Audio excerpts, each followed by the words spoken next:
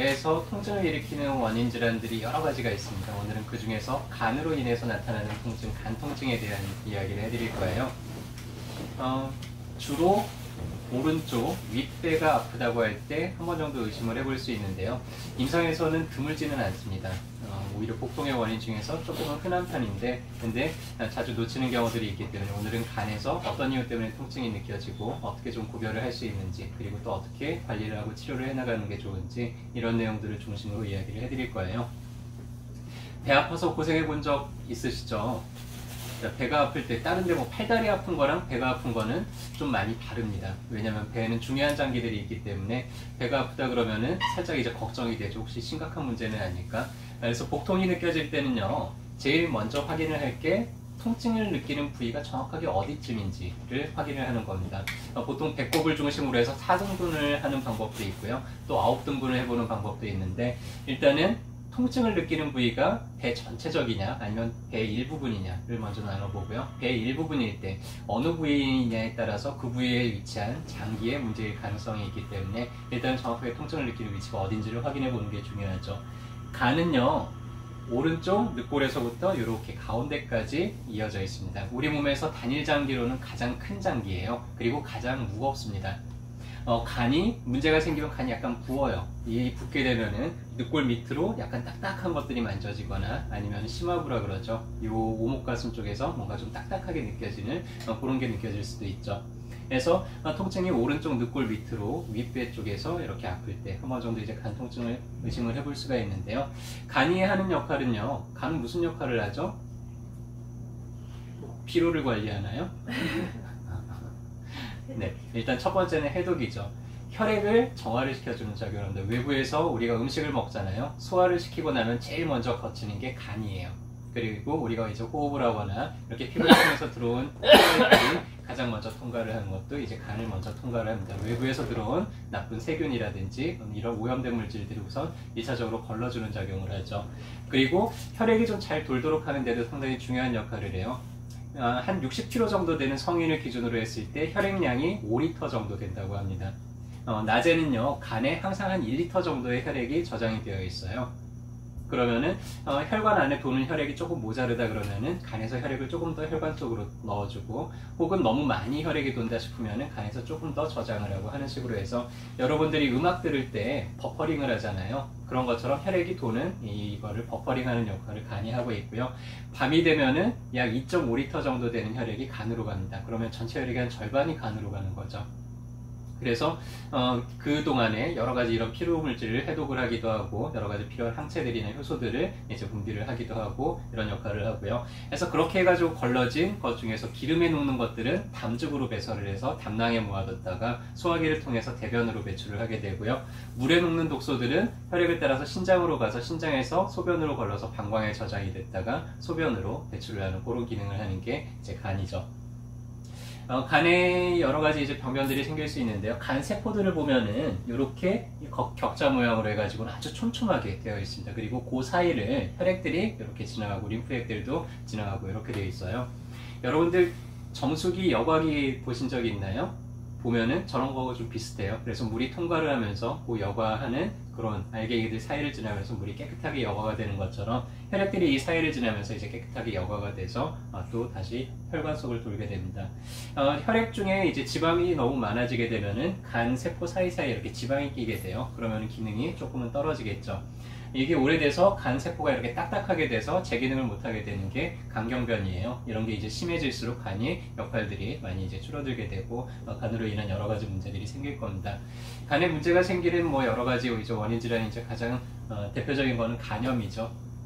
그래서 간염이 생기지 않게 여러분들이 이제 예방주사도 맞고 할 텐데, 이게 이제 수인성 전염병이다 보니까 음식을 같이 먹는다든지 아니면은 그 사람을 찔렀던 혈액이 잘못해서 이제 나한테 옮겨온다든지 하게 되면 이제 감염이 일어날 수가 있는데, 가장 문제가 되는 거는 B형 간염, C형 간염 같은 거예요. 만성화되기가 쉽습니다. B형 간염 같은 경우에는 약 한 10% 정도까지 이제 만성화로 진행이 되고, 가장 문제가 되는 건 이제 C형이죠. 한 번 걸리면은 만성화되는 가능성이 한 70%에서 90% 가까이 됩니다. 그렇게 되면 한 30-40% 정도가 이제 간 경변으로 진행이 되고, 한 3% 내외로 이제 간암으로 발전을 하게 되면서 간에 문제가 이제 나타나죠. 간은요, 90% 정도까지 망가지기 전까지는 별다른 증상, 자각 증상이 없습니다. 근데 우리가 간으로 인해서 황달이 나타난다든지 아니면 여러 가지 이런 식욕저하가 나타난다든지 아니면은 뭔가 통증을 느끼기 시작한다 그러면은 이미 간이 너무나 많이 손상된 상태일 가능성이 있기 때문에 중간에 초기에 좀 그런 것들을 잘 파악하는 게 좋겠죠. 간에서 통증을 일으키는 원인 질환도 아까 얘기한 간염도 있고요. 그 다음에 지방간도 있고요. 그 다음에 간경변도 있고 간암도 있고요. 혹은 혈색소증이라 그래서 우리 빈혈을 일으키는 그런 원인 질환이 되는 것도 있고요. 소화에서 나타나는 레이 신드롬이라고 하는 그런 질환들도 있습니다. 일단은 통증을 일으키는 거는 간이 부으면서 주변에 있는 교감신경이라든지 체감신경들을 건드리기 때문에 그러는데요. 교감신경은 주로 복강신경절에 있는 교감신경 섬유를 이제 자극을 하게 되고, 간이 아랫배가 아프면서 어깨가 이제 같이 아프고 오른쪽 어깨 쪽으로 쇄골 근처로 이제 통증이 방산통이 생기는데, 나는 어깨가 아파 죽겠는데 알고 보니까 담낭의 문제거나 간의 문제인 그런 경우들도 간혹 있기 때문에 뚜렷한 원인이 없이 어깨 주변이 아프다 그러면 한 번 정도 그런 것도 생각을 해볼 필요가 있겠죠. 체성신경을 자극하는 경우가 좀 더 흔한데요. 이 주변을 통하는 늑간신경들이 이제 자극을 하게 되고 통증이 약간은 더 날카롭게 나타납니다. 이 경우는 청진기를 대보면 약간의 이런 잡음들도 느낄 수가 있고요. 기침을 할 때도 아프고 간에 문제가 생겼는지는 이 늑골 밑으로 손을 쏙 집어넣었을 때 좀 딱딱하게 느껴지는지, 그렇게 눌렀더니 얻은 부위가 되게 시큰하게 아픈지, 이런 걸 통해서 우리가 간이나 담낭 쪽에 문제가 있을 수 있겠구나 라는 거를 짐작을 해볼 수가 있겠죠. 간은 90% 이상 망가지기 전까지 증상이 없다 그랬잖아요. 그래서 평소에 혹시 그쪽에 관계되는 증상이 있지는 않는지 몇 가지 이제 체크리스트들이 있는데, 부모 형제 중에서 간 질환자가 있거나 간으로 사망한 사람이 있다 그런 확률이 좀 높고요. 1990년도 이전에는 혈액체 치료할 때 그런 간염 항체를 검사를 안 했어요. 그래서 그 이전에 수혈을 받으신 분들은 감염이 있었을 가능성도 있고요. 아무리 쉬어도 몸이 많이 피곤하거나 배가 가스가 차고 자주 소화가 안 되거나, 특히나 이제 기름기 있는 음식들이 더 소화가 안 되거나, 입에서 역한 냄새가 계속 나거나, 담배 맛이나 음식 맛이 좀 떨어지거나, 아니면 피부가 거칠어지고 나이에 맞지 않게 자꾸 여드름이 난다든지, 생리가 불규칙하고 양이 갑자기 준다든지, 오른쪽 어깨가 불편해서 좀 돌아 누워서 자야 된다든지, 감기도 쉽게 걸리고 배탈도 자주 난다든지, 갑자기 피로가 오고 그러면서 눈도 침침해서 신문을 읽기가 좀 어렵다든지, 이유 없이 잇몸에서 자꾸 피가 난다든지 하는 것들이 간의 문제랑 좀 연관이 돼 있을 수 있는데요. 이 중에서 한 3가지 이상이 해당이 된다 그러면은 한 번 정도 그런 테스트를 해보는 것도 좋을 것 같습니다. 일단은 간을 한 번씩 청소를 해주는 게 간의 활성을 도와주는 데 있어서 많이 도움이 돼요. 그래서 간 청소라고 꽤 한동안 이제 유행을 했던 방법이 있는데, 지금도 치료 목적으로 저희 한에서 좀 유용하게 쓰는 방법 중에 하나인데요. 여러분들 집 청소하시죠? 한 번씩 이렇게 본 가을로 대청소도 해보시나요? 네, 대청소 한번 해서 깔끔하게 만들어 놓고 나면은 또 한동안 깔끔하게 잘 유지가 되는데, 또 쓸모없는 물건들이 쌓이고 또 구석구석 이렇게 손을 평소에 안 보던 곳에 먼지가 쌓이고 하면은 또 뭔가 이제 지저분해져. 그럼 또 한번 싹 뒤집어 엎고 하잖아요. 그런 것처럼 간도 대청소하듯이 한 번씩 이렇게 청소를 해주면은 활성을 좀 유지하는 데 많이 도움이 되는데요. 방법이 집에서도 할 수 있습니다. 상당히 간단하니까 한번 아까 해당되는 그런 문제들이 있었던 분들은 이런 청소도 한 번씩 해보면 좋을 것 같은데요. 우리 보통 물컵으로 쓰는 게 한 200cc 정도 돼요. 거기에다가 주스하고 오일을 반씩 담는 겁니다. 보통 한 90cc씩 담으면 되고요. 오일 중에서 가장 많이 쓰이는 거는 이제 올리브 오일 같은 거 쓰시면 되고요. 주스 중에서 가장 많이 쓰는 거는 오렌지 주스 같은 거 사용을 하시면 됩니다. 그거를 90cc씩 담은 다음에 젓가락으로 휘저어서 섞어요.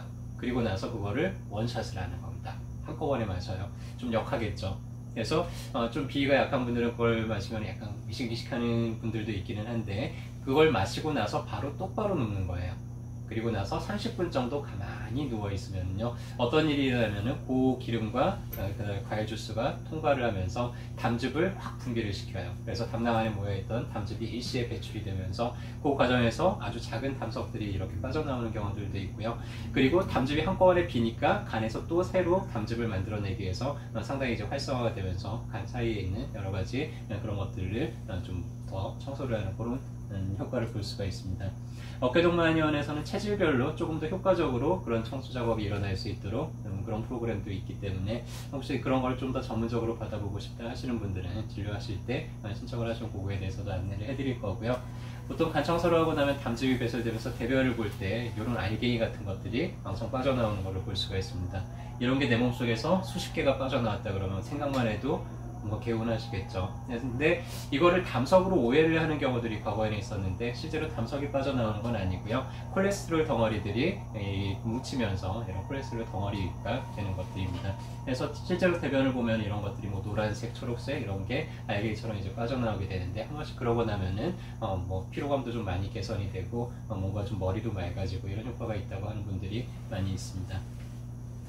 또 간을 도와주는 한약들도 상당히 많아요. 여러분들이 알고 있는 것들 중에서 뭐 쑥이라든지 인진이라든지 그런 것들도 있고요. 우리가 타이레놀 같은 게 간독성이 상당히 심해요. 그래서 타이레놀 우리가 진통제 하나를 먹어서 안 된다고 막 2알, 6알 이렇게 드시는 분들이 있는데 그렇게 될 때 간에 치명적인 이런 독성 작용을 일으키기가 쉬운데요. 그런 거를 해결하는 약재 중에 하나가 실리마린이라는 그런 양약이 있는데 그 실리마린이 어디서 추출을 한 거냐면 한약재 중에서 대개라고 하는 한약재에서 추출을 한 거예요. 그래서 이렇듯이 한약재 중에서는 상당히 간을 도와줄 수 있는 그런 문제들을 안전하게 해결해 줄 수 있는 약도 많기 때문에 혹시라도 그런 문제가 있다 약에만 의존하기보다는 한약 치료를 같이 병약을 하면 훨씬 더 양호한 효과들을 얻을 수가 있습니다. 그래서 오늘은 간이 어떤 문제 때문에 통증이 나타나고 그걸 어떻게 감별하는지 또 어떻게 관리를 하면 좋은지에 대해서 이야기를 해드렸고요. 이런 것들이 여러분들 건강을 유지하는 데 작은 보탬이 되었으면 좋겠습니다.